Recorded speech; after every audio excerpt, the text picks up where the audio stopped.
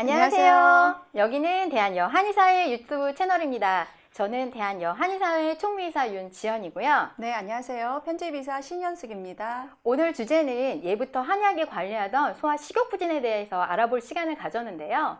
식욕부진이라고 하면 막연하게 안 먹는다는 생각만 하시잖아요. 오늘 그걸 구체적으로 한번 알아볼까요? 그럴까요?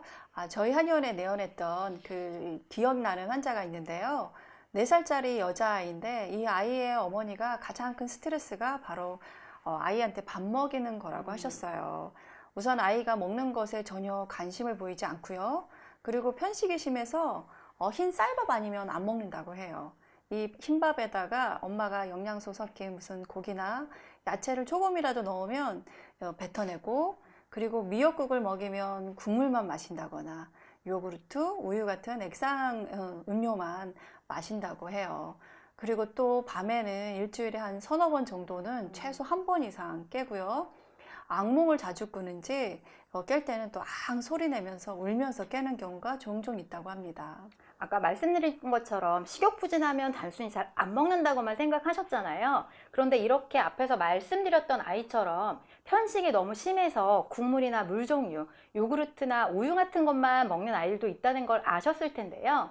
식욕부진이 있는 아이들 중에서는 음식을 조금 먹고 난 다음에 입을 아예 닫아버린다거나 씹어서 삼키지 않고 입에 물고만 있어서 식사 시간이 1시간 이상씩 걸리는 아이들도 많습니다. 그리고 일부 아이들 중에서는요, 배가 고프다는 얘기를 절대 하지 않아서 엄마가 일부러 챙겨주지 않으면 정말 하루 종일 아무것도 안 먹는 아이들도 있는데요. 이런 증상을 가지고 있는 소아 식욕부진증은 주로 만으로 6세 전후에 증상이 나타나게 되는데요. 잘 먹지 않으니까 당연히 체중도 안 늘게 되고, 그래서 성장 발달이 더딘 경우가 상당히 많습니다. 그렇죠. 아기들이 태어나면요, 보통 만 2돌까지 먹는 양이 좀 많이 늘고 폭풍적으로 자라잖아요. 이걸 제1차 급성장 시기라고 하는데, 이게 2돌 전후로 이렇게 성장 속도가 꺾이게 되는데요. 이때는 자연스럽게 먹는 양이 줄게 돼요. 이걸 그 생리적 식욕부진기라고 하는데요. 이 시기를 전후로 먹는 양이 줄면 우선은 이 아이가 생리적 식욕부진기인지를 먼저 확인하실 필요가 있습니다. 그렇군요. 그러면 지금 말씀하신 생리적인 식욕부진 말고 소아 식욕부진이라고 진단할 수 있는 기준은 좀 어떤 게 있을까요? 네. 뭐 소아 식욕부진증 혹은 이제 우리가 섭취 장애라고도 말하잖아요. 아이가 아무런 이유 없이 이게 그 음식량이 좀 적다거나 다양한 음식을 섭취해야 하는데 그렇지 못한 경우, 이런 경우들이 최소 한 달 이상 지속됐을 때 우리가 소아 식욕부진증 혹은 섭취 장애라고 진단을 내리게 됩니다. 아무 이유가 없다고 말씀을 네. 하셨는데요. 보통 아이들이 아프거나 몸이 불편하면 식욕이 좀 떨어지다가 몸이 회복이 되면 식욕도 같이 좋아지는 경우가 보통인데 이런 특별한 경우가 없다고 말씀하시는 거죠. 네, 그렇죠. 이런 아이들을 기르는 어머니들은요, 내가 요리를 못하나? 내가 육아 방법이 조금 뭔가 잘못됐나? 이렇게 보통은 자책들을 많이 하시더라고요. 그래서 이제 아이한테 무엇이든지 먹이려고 이제 다양한 시도를 하시게 되는데요.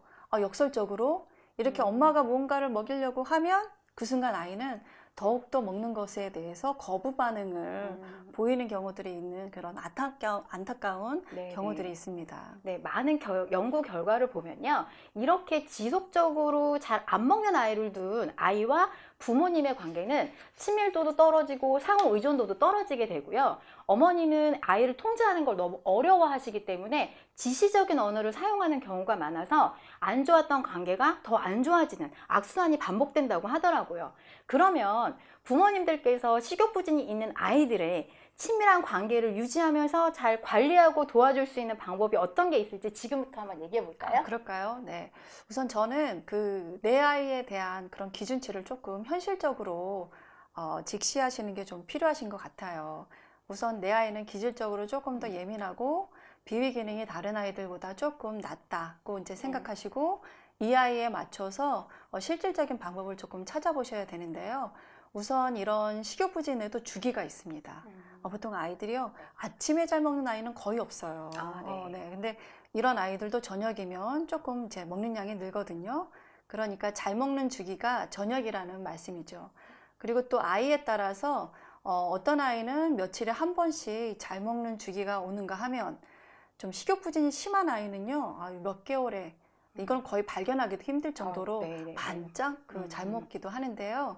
이때 잘 먹는 주기에 한 수저라도 더 먹이시는 방법을 저는 추천드려요. 우리 옛말에 백고래를 키운다 이런 말씀 네네네. 있잖아요. 네네. 네, 그 백고래를 키우는 거죠. 네네네. 지금 말씀은 잘 먹는 타이밍을 찾아서 조금 더 주는 시도를 하시는 게 네. 좋다고 말씀을 하셨는데요. 그럼 이제부터는 잘 먹는 음식에 대해서 살펴보도록 하겠습니다. 영양학적으로는 골고루 잘 먹는 게 정말 중요하죠.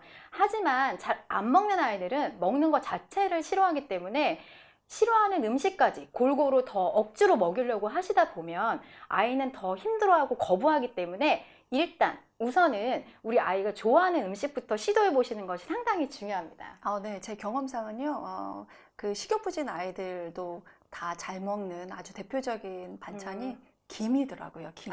네. 네, 김에 싸서 이제 밥 먹이시고요. 그리고 미역국도 의외로 많은 아이들이 좋아했어요. 그래서 네네. 미역 국물에 밥 말아서 그 씻은 김치 있잖아요. 김치를 네네네. 얹거나 뭐 백김치, 뭐 동치미 이런 유들 이렇게 먹이셔도 될 것 같고요. 또 흰살 생선도 아이들이 좀 좋아하는 반찬인 듯 해요. 네. 그리고 여기다가 저는 제 그 환자 아이들의 어머니들한테 우리 내원하는 아이들한테 먹새가장 이렇게 별명을 네네네. 붙이게 하고 네네. 그 아이가 뭐라도 하나 더 잘 먹으면 막 오버해서 최고 막 이렇게 네네. 칭찬을 해주시라고 이렇게 권유드리고 있습니다. 네, 먹새가장 상당히 좋은데요. 네. 그러면 우리 아이들을 먹새가장으로 만들 수 있는 한의학적 치료법에 대해서 지금부터 한번 살펴볼까요? 그럴까요? 아까 그 소개해드린 그런 아이처럼 기질이 조금 예민하고 그 입맛도 조금 짧은 그런 아이들은요, 우리 억간산이라는 처방이 예민한 기질을 완화시켜주는 대표적인 처방이거든요. 그런 처방에 비위 기능을 높여주는 뭐 약재나 혹은 처방을 이렇게 합방하는 방법으로 나가고요.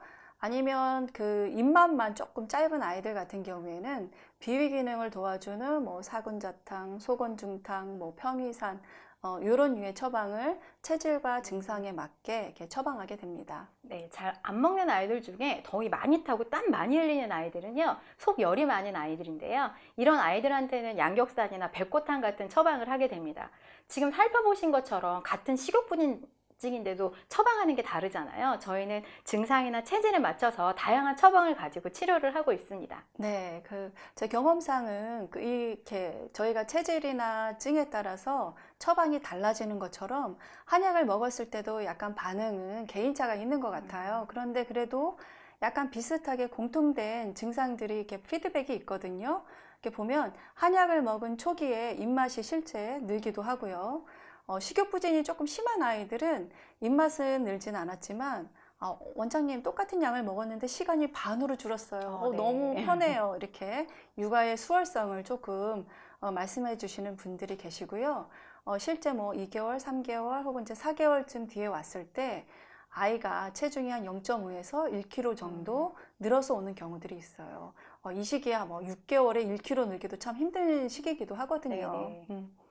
다 비위 기능이 좋아져서 그렇게 생기는 것 네, 같아요. 맞아요. 네네네.